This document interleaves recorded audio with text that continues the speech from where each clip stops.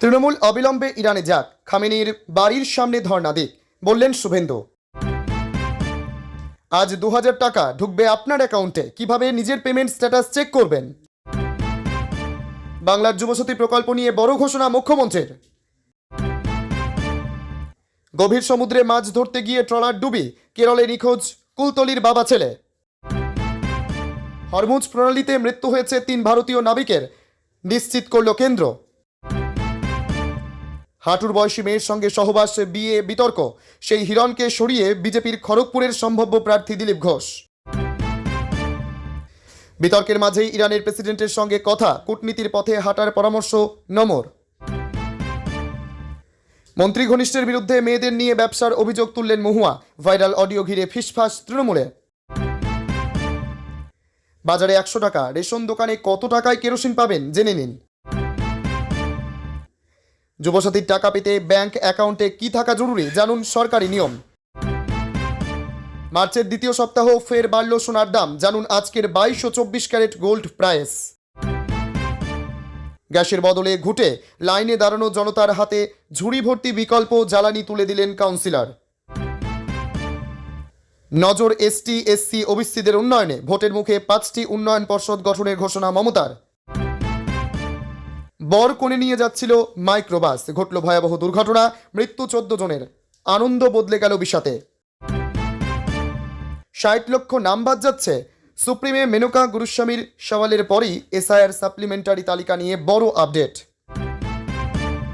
ডিএর দাবিতে ধর্মঘটে সামিল হলে বেতন কাটা যাবে, নবান্নের হুঁশিয়ারির পাল্টা বার্তা শুভেন্দুর। এসপিডিএমদের সরিয়ে দিলে ভোটের পর আবার নিজের জায়গায় বসিয়ে দেব, কমিশনকে চ্যালেঞ্জ মুখ্যমন্ত্রীর। ইরান যুদ্ধে মরিয়া আমেরিকা, নিজের আগের অবস্থান থেকে 180 ডিগ্রি ঘুরে বড় সিদ্ধান্ত ট্রাম্পের। যুবসাথী নিয়ে বড় বার্তা, নবান্নে প্রশাসনিক বৈঠকে কি জানালেন মুখ্যমন্ত্রী, কালকের মধ্যেই। বিজেপির প্রার্থী তালিকা চূড়ান্ত, প্রথম দফায় দিলীপ শুভেন্দুর নামে শিলমোহর। প্রয়াত বিজেপি নেতা পাশে দাঁড়ানোর কথা ছিল বিজেপির, কিন্তু পাশে দাঁড়ালেন তৃণমূল বিধায়ক। এলপিজি নিয়ে আতঙ্ক ছড়ানোর চেষ্টা চলছে, রান্নার গ্যাস নিয়ে এবার মুখ খুললেন মোদি, কড়া ব্যবস্থার হুঁশিয়ারি প্রধানমন্ত্রীর। ইউনূসের আমলে বাংলাদেশের সংখ্যালঘুর ওপর হামলার 3100 ঘটনা, তারেক সরকারের কাছে দিল্লির কি প্রত্যাশা? রবিবার থেকে ফের বৃষ্টিতে নাজেহাল হবে দক্ষিণবঙ্গ, ভিজবে উত্তরের এই সব জেলাও।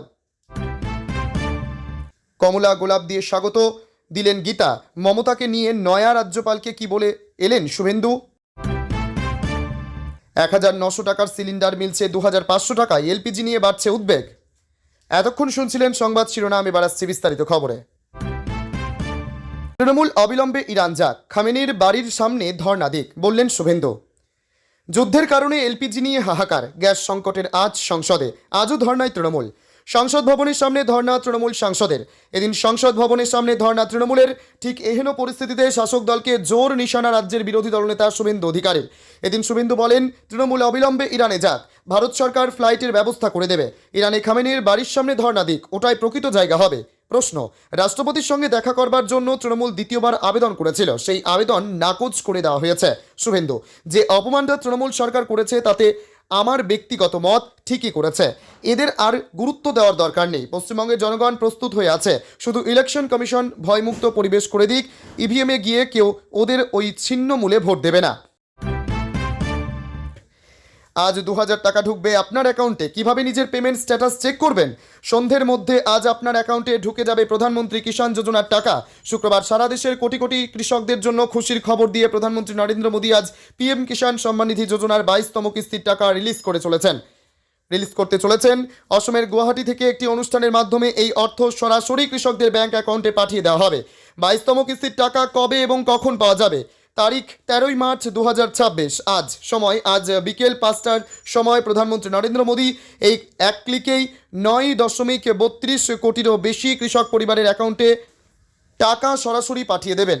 18,640 কোটি টাকা সরাসরি পাঠিয়ে দেবেন। টাকার পরিমাণ প্রতি কিস্তিতে 2000 টাকা করে দেওয়া হয়। আজকের এই কিস্তিতেও যোগ্য কৃষকরা তাদের অ্যাকাউন্টে 2000 টাকা পাবেন। কিভাবে নিজের পেমেন্ট স্ট্যাটাস চেক করবেন, টাকা আপনার অ্যাকাউন্টে জমা পড়েছে কিনা তা জানতে নিচের পদ্ধতি অনুসরণ করুন। প্রথমে পিএম কিষাণের অফিসিয়াল ওয়েবসাইটে যান, হোম পেজে থাকা নাও ইওর স্ট্যাটাস অপশনে ক্লিক করুন। আপনার রেজিস্ট্রেশন নম্বর অথবা আধার নম্বর এবং ক্যাপচা কোডটি দিয়ে জিটি ডেটা বাটনে ক্লিক করুন। আপনার মোবাইলে একটি ওটিপি আসবে, সেটি দিয়ে ভেরিফাই করলেই আপনার কিস্তির বর্তমান অবস্থা দেখতে পাবেন। হাঁটুর বয়সী মেয়ের সঙ্গে সহবাস, বিয়ে, বিতর্ক, সেই হিরণকে সরিয়েই বিজেপির খড়গপুরের সম্ভাব্য প্রার্থী দিলীপ ঘোষ। ফের দিলীপ ঘোষই হতে চলেছেন খড়গপুরের সদর বিধানসভা কেন্দ্রের বিজেপি প্রার্থী। দিল্লিতে দলের শীর্ষ নেতৃত্বের বৈঠকের পর এমনই জোর জল্পনা শুরু হয়েছে রাজনৈতিক মহলে। সূত্রের খবর, ওই বৈঠকে রাজ্যের একাধিক আসন নিয়ে বিস্তারিত আলোচনা হয়েছে। তারপরে খড়গপুর সদর কেন্দ্রকে ঘিরে নতুন করে রাজনৈতিক সমীকরণ সামনে এসেছে। দলীয় সূত্রে জানা গিয়েছে, খড়গপুর সদর কেন্দ্র থেকে বর্তমান বিধায়ক হিরণ চট্টোপাধ্যায়কে এবার প্রার্থী না করার সম্ভাবনাই বেশি। পরবর্তীতে ওই কেন্দ্রে আবারও দিলীপ ঘোষকে প্রার্থী করার বিষয়টি নিয়ে দলের অন্দরে জোর আলোচনা চলছে বলে খবর। যদিও এ বিষয়ে এখনও পর্যন্ত আনুষ্ঠানিকভাবে কিছু ঘোষণা করা হয়নি। এদিকে বৃহস্পতিবার সন্ধ্যায় খড়গপুরের খড়িদা এলাকায় বিজেপির পরিবর্তন সংকল্প যাত্রা উপলক্ষে একটি জনসভায় যোগ দেন দিলীপ ঘোষ। সভামঞ্চ থেকে তিনি কর্মী, সমর্থক ও সাধারণ মানুষের উদ্দেশ্যে বিজেপিকে জেতানোর আহ্বান জানান। সভা শেষে সংবাদ মাধ্যমের প্রশ্নের উত্তরে প্রার্থী হওয়ার জল্পনা নিয়ে দিলীপ ঘোষ বলেন, পার্টি যাকে প্রার্থী করবে তাকে আমরা জিতিয়ে আনব। এখনও ঘোষণা হয়নি কে প্রার্থী হবে, সেই সিদ্ধান্ত দলই নেবে। দিল্লির বৈঠকের পর খড়গপুর সদর কেন্দ্রকে ঘিরে রাজনৈতিক চর্চা আরও তীব্র হয়েছে। এখন নজর বিজেপির আনুষ্ঠানিক প্রার্থী তালিকা ঘোষণার দিকে। এলপিজি নিয়ে আতঙ্কের পরিবেশ তৈরি করছে কিছু লোক। এবার গ্যাসের সংকট নিয়ে মুখ খুললেন মোদি। পশ্চিম এশিয়ায় যুদ্ধ পরিস্থিতির জেরে এদেশে এলপিজি সংকট চরমে উঠেছে। রান্নার গ্যাসের সিলিন্ডার পর্যাপ্ত না থাকায় দেশের বিভিন্ন প্রান্তে ছড়াচ্ছে বিক্ষোভ। সমস্যায় পড়েছেন সাধারণ মানুষ। এবার নেক্সট 2026 সম্মেলনে এলপিজি ক্রাইসিস নিয়ে মুখ খুললেন প্রধানমন্ত্রী মোদি। এদিন প্রধানমন্ত্রী মোদি বলেন, আজকাল এলপিজি নিয়ে প্রচুর আলোচনা হয়েছিল। কিছু মানুষ আছে যারা গুজব ছড়ানোর চেষ্টা করছে, নিজেদের এজেন্ডা ছড়িয়ে দেওয়ার চেষ্টায় রয়েছে। এই মুহূর্তে আমি ওদের নিয়ে কোনো রাজনৈতিক মন্তব্য করতে চাই না, কিন্তু এইটুকু অবশ্যই বলবো, এইরকম করে ওরা জনগণের সামনে নিজেদের বের করেই ফেলছে, গোটা দেশেরই বড় ক্ষতি করছে। আজ যুদ্ধের জেরে যে সংকট তৈরি হয়েছে, কোনো দেশ তা থেকে পার পায়নি। কম বেশি মাত্রায় প্রত্যেক দেশই এই সংকটের শিকার হয়েছে। ভারতও এই সংকট থেকে বেরোতে কোনো চেষ্টা করতে বাদ রাখেনি, আর আমরা আলাদা আলাদা পথে চেষ্টা করছি। গত কয়েকদিনে একাধিক দেশের সঙ্গে আমার কথা হয়েছে। সরবরাহে যে বাধা এসেছে, সেখান থেকে আমরা কিভাবে সমাধান পাব, এ নিয়েও আমরা অবিরত চেষ্টা করে চলেছে।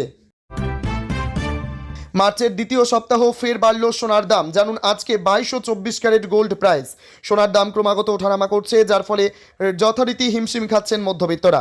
তবে মার্চের দ্বিতীয় সপ্তাহে আর একবার বাড়ল সোনার দাম, ফলে যথারীতি পকেটে চাপ পড়েছে জনসাধারণের। এই মুহূর্তে আপনি যদি গহনা কেনার পরিকল্পনা করেন, তাহলে দেখে নিন আজকের লেটেস্ট রেট। 22 ক্যারেট 1 গ্রাম হলমার্ক সোনার দাম 15,330 টাকা। 22 ক্যারেট 10 গ্রাম হলমার্ক সোনার দাম 1,53,300 টাকা। আজ 24 ক্যারেট 1 গ্রাম পাকা সোনার দাম 16,130 টাকা। 24 ক্যারেট 10 গ্রাম পাকা সোনার দাম 1,61,300 টাকা। নজর এসটি এসসি ওবিসিদের উন্নয়নে। ভোটের মুখে 5টি উন্নয়ন পর্ষদ গঠনের ঘোষণা মমতার। বিধানসভা নির্বাচনের আগে বড় ঘোষণা মুখ্যমন্ত্রী মমতা বন্দ্যোপাধ্যায়ের। নজর এসটি এসসি ওবিসি ভোটে। দলিত, আদিবাসী তথা পিছিয়ে থাকা সম্প্রদায়ের উন্নতির জন্য সাংস্কৃতিক ও উন্নয়ন বোর্ড গঠন করতে চলেছে রাজ্য সরকার। এই বোর্ড তাদের ভাষা, ঐতিহ্য, শিক্ষা, স্বাস্থ্য ও চাকরি সংক্রান্ত বিষয়ে কাজ করবে বলে জানিয়েছেন মুখ্যমন্ত্রী। শুক্রবার সামাজিক মাধ্যমে একটি পোস্ট করেছেন মুখ্যমন্ত্রী মমতা বন্দ্যোপাধ্যায়। সেখানে তিনি জানিয়েছেন, মুন্ডা, কোরা, ডোম, কুম্ভকার, সদগোপদের জন্য 5টি নতুন উন্নয়ন পর্ষদ গঠন করতে চলেছে তার সরকার। মমতা লেখেন, এই সম্প্রদায়গুলি বাংলার প্রাণবন্ত কাঠামোর অবিচ্ছেদ্য অংশ। তাদের সকলকে আমার আন্তরিক অভিনন্দন। এই বোর্ডগুলি উন্নত শিক্ষা, স্বাস্থ্যসেবা ও চাকরি নিশ্চিত করার পাশাপাশি তাদের অন্যান্য ভাষা ও ঐতিহ্য রক্ষা করবে, আরও আর্থসামাজিক প্রবৃদ্ধি উন্নয়নে কাজ করবে। তাই এই প্রথম নয়, আগেও পিছিয়ে পড়া জনজাতি উপজাতির উন্নয়নে কাজে একাধিক পর্ষদ গঠন করা হয়েছে, সেগুলি কাজও করছে। মমতা লিখেছেন, সর্বাত্মক উন্নয়ন নিশ্চিত করতে 2013 সাল থেকে আমরা আমাদের দুর্বল সম্প্রদায়ের জন্য এই জাতীয় অনেক বোর্ড প্রতিষ্ঠা করেছে। এই কথা জানিয়ে মমতা জানিয়েছেন, মামাটি মানুষের প্রতি আমাদের অঙ্গীকার, আমরা যে কোনো পিছিয়ে পড়া সম্প্রদায়ের মুখে হাসি ফোটাতে বদ্ধপরিকর। বরকনে নিয়ে যাচ্ছিল মাইক্রোবাস, ঘটল ভয়াবহ দুর্ঘটনা, মৃত্যু 14 জনের। আনন্দ বদলে গেল বিষাদে। পাকা সড়কের ঢাল জুড়ে ছড়িয়ে আছে অসংখ্য কাচের টুকরো। গাড়ির খণ্ড খণ্ড অংশের সঙ্গে জড়িয়ে আছে কয়েক জোড়া জুতো, স্যান্ডেল। শুক্রবার সকালে বাগেরহাটের রামপাল উপজেলার বেলাই ব্রিজ এলাকায় খুলনা মোংলা মহাসড়কে দেখা যায় এমন দৃশ্য। গন্তব্য থেকে মাত্র 15 কিলোমিটার দূরে বরকনেবাহী মাইক্রোবাসটিতে ঘটে ভয়াবহ এই দুর্ঘটনা। বিয়ের আনন্দযাত্রা মুহূর্তেই রূপ নেয় শোকে। বৃহস্পতিবার বিকেলে নৌবাহিনীর একটি স্টাফ বাসের সঙ্গে মাইক্রোবাসের মুখোমুখি সংঘর্ষে 14 জন নিহত হয়েছেন। এর মধ্যে 14টি শিশু, তাদের মধ্যে 2 শিশুর বয়স 2 বছরের কম। নিহত হয়েছেন তাদের মায়েরাও। গাড়িতে শিশুদের শান্ত রাখতে মায়েরা হয়তো চুষনি মুখে দিয়েছিলেন, কিন্তু সেই মা সন্তান কেউই এখন আর বেঁচে নেই। দুর্ঘটনাস্থলে পড়ে থাকা সেই চুষনি যেন মর্মান্তিক ঘটনাটির নীরব সাক্ষী। ভয়াবহ এই দুর্ঘটনার প্রায় 16 ঘন্টা পরও আজ সকালে ঘটনাস্থলে ভিড় করেন স্থানীয় বাসিন্দা ও উৎসুক জনতা। কেউ কেউ ভয়াবহতা উপলব্ধি করে শিউরে উঠেছিলেন, কেউ আফসোস করে স্বজন হারানো পরিবারগুলোর ব্যথা উপলব্ধির চেষ্টা করছিলেন। দুর্ঘটনাস্থলের কাছেই রফিকুল ইসলামের বসতবাড়ি। আজ সকালে তিনি রাস্তার ওপর ছড়িয়ে থাকা কাচের টুকরো, জুতো ও অন্যান্য জিনিস দেখছিলেন। তিনি বলেন, জীবনে এত বড় দুর্ঘটনা দেখিনি। মাঠে গরু রেখে ঘরে ফিরছিলাম, হঠাৎ শুনি বিকট শব্দ। প্রথমে ভেবেছিলাম গরুটা হয়তো বাসের সামনে পড়েছে, পরে দেখি 2 গাড়ির সংঘর্ষ, চারিদিকে রক্ত আর আহত মানুষ। একসঙ্গে এত মানুষকে আহত হতে আগে দেখিনি। রফিকুল ইসলামের পাশাপাশি স্থানীয় অনেকেই ঘটনাস্থলে এসে শোক প্রকাশ করছেন। শিশু সন্তানকে সঙ্গে নিয়ে সকালে সেখানে এসেছিলেন শান্তি রানী বিশ্বাস। তিনি বলেন, রাতে খবর দেখেছি কি ভয়াবহ দুর্ঘটনা হয়েছে, তাই দেখতে এলাম। এসপি ডিএমদের সরিয়ে দিলে ভোটের পর আবার নিজের জায়গায় বসিয়ে দেব, কমিশনকে চ্যালেঞ্জ মুখ্যমন্ত্রী। ভোটের দামামা বেজে গিয়েছে রাজ্যে। জেলাশাসক ও পুলিশ সুপারকে নির্ভয়ে কাজ করার বার্তা দিলেন মুখ্যমন্ত্রী মমতা বন্দ্যোপাধ্যায়। তার সাফ কথা, কমিশন সরিয়ে দিলে নির্বাচনের পর আবার নিজের জায়গায় বসিয়ে দেবে রাজ্য। বিধানসভা ভোটে বিজেপি প্রার্থী হচ্ছেন কারা? নাম সামনে আসতেই চমক, হইচই রাজ্য জুড়ে আলোড়ন। মধ্যপ্রাচ্যে যুদ্ধ, গোটা রাজ্য জুড়েই যখন গ্যাসের তীব্র সংকট, তখন এবার 1 লাফে বাড়ল সিলিন্ডারের দামও। পরিস্থিতি মোকাবেলায় রাজ্যের শাসক দল ও পুলিশ সুপারদের সঙ্গে বৈঠক করলেন মুখ্যমন্ত্রী। কবে? আজ বৃহস্পতিবার। সূত্রের খবর, সেই বৈঠকেই 26-এর বিধানসভা ভোটের প্রসঙ্গ ওঠে। জেলাশাসক ও এদিন বৃহস্পতিবার। সূত্রের খবর, সেই বৈঠকেই 26-এর বিধানসভা ভোটের প্রসঙ্গ ওঠে। জেলাশাসক ও পুলিশ সুপারদের মুখ্যমন্ত্রী বলেন, কাউকে ভয় পেয়ে কাজ করতে হবে না। কমিশন সরিয়ে দিলেও নির্বাচনের পর আবার নিজ নিজ জায়গায় বসিয়ে দেব রাজ্য। এদিকে রাজ্যে এসআইআর শেষ, চূড়ান্ত তালিকা প্রকাশের পর এবার ভোটের প্রস্তুতি শুরু করে দিয়েছে কমিশন। বস্তুত রাজ্যের মুখ্য নির্বাচনী আধিকারিকের দপ্তর জরুরি নির্দেশও পাঠিয়ে দেওয়া হয়েছে সব জেলা নির্বাচনী আধিকারিকদের। যুবসাথী নিয়ে বড় বার্তা। নবান্নে প্রশাসনিক বৈঠকে কি জানালেন মুখ্যমন্ত্রী? কালকের মধ্যে। নবান্নের বৈঠকে বড় বার্তা, কালকের মধ্যে যুবসাথী ক্ষেত মজুর প্রকল্পের টাকা অ্যাকাউন্টে পৌঁছে যাবে। ভোট চলবে, উন্নয়নের কাজও চলবে। ভোটের জন্য উন্নয়নের কাজ যেন কোথাও বাধাপ্রাপ্ত না হয়, নবান্নে প্রশাসনিক বৈঠকে এই বার্তা দিয়েছেন মুখ্যমন্ত্রী মমতা বন্দ্যোপাধ্যায়। খবর সূত্রের, বিধানসভা ভোটের মুখে যুবসাথী প্রকল্প নিয়ে তুঙ্গে রাজনৈতিক তরজা। এই আবহেই শনিবার থেকে আবেদনকারীদের অ্যাকাউন্টে টাকা ঢুকতে শুরু করেছে। ভাতা নাকি স্থায়ী চাকরি? এই প্রশ্নে আড়াআড়ি বিভক্ত যুব সমাজ। রাজ্যে বিধানসভা ভোটের দিনক্ষণ ঘোষণা এখন সময়ের অপেক্ষা। এই আবহে বাংলার যুবসাথী প্রকল্পে চালুর দিন আরও এগিয়ে এনেছে রাজ্য সরকার। শনিবার থেকে আবেদনকারীদের অ্যাকাউন্টে টাকা ঢুকতে শুরু করেছে, জানিয়ে তুঙ্গে উঠেছে রাজনৈতিক তরজা। তৃণমূল সর্বভারতীয় সাধারণ সম্পাদক অভিষেক বন্দ্যোপাধ্যায় বলেন, যারা সকাল বিকেল দাঁড়িয়ে মমতা ব্যানার্জিকে ব্যঙ্গ বিদ্রুপ করতেন, গালমন্দ করতেন, আজ তারাই লাইনে দাঁড়িয়ে যুবসাথীর ফর্ম ফিল আপ করছেন। ফেব্রুয়ারির 5 তারিখ বাজেট হয়েছে, সেখানে যুবসাথীর কথা ঘোষণা হয়েছে। আজ 8 তারিখ, মার্চের 1 মাস হয়েছে।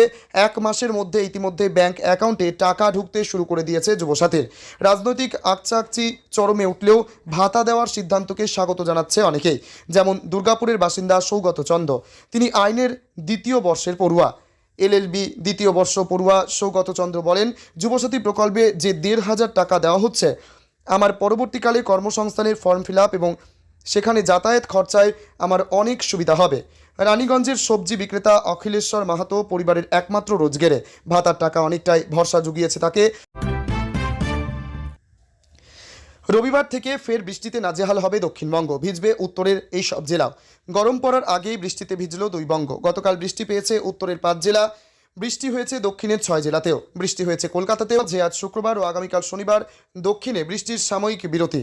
ফের রবিবার থেকে বৃষ্টির পূর্বাভাস। আজ ও কাল দিনের সর্বোচ্চ তাপমাত্রা বাড়বে দক্ষিণবঙ্গে, রবিবারের পর ফের কিছুটা কমবে।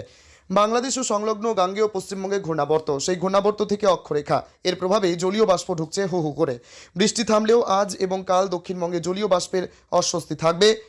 সেই অস্বস্তি বাড়তে পারে শনিবার রাত থেকে। আজ ও কাল দক্ষিণবঙ্গে মোটের ওপর পরিষ্কার আকাশ, পশ্চিমের জেলা এবং উপকূলের জেলায় আংশিক মেঘলা আকাশ। পরশু রবিবার থেকে ফের বৃষ্টি, রবি ও সোমবার বৃষ্টির সম্ভাবনা বাড়বে দক্ষিণবঙ্গে।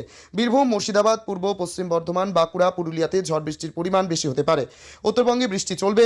আজ শুক্রবার দুর্যোগপূর্ণ আবহাওয়া উত্তরবঙ্গের ওপরের দিকের 6 জেলাতে। আজ শুক্রবার 50 কিলোমিটার গতিবেগে ঝড়ের সঙ্গে বজ্রবিদ্যুৎ সহ বৃষ্টি হবে দার্জিলিং, কালিম্পং, জলপাইগুড়ি, আলিপুরদুয়ার, কোচবিহার এবং উত্তর দিনাজপুরে। বাকি জেলাতে বিক্ষিপ্তভাবে ঝড় বৃষ্টি। কাল শনিবার সাময়িক বিরতির নেবে বৃষ্টি। পরশু রবিবার থেকে ফের বাড়বে বৃষ্টি।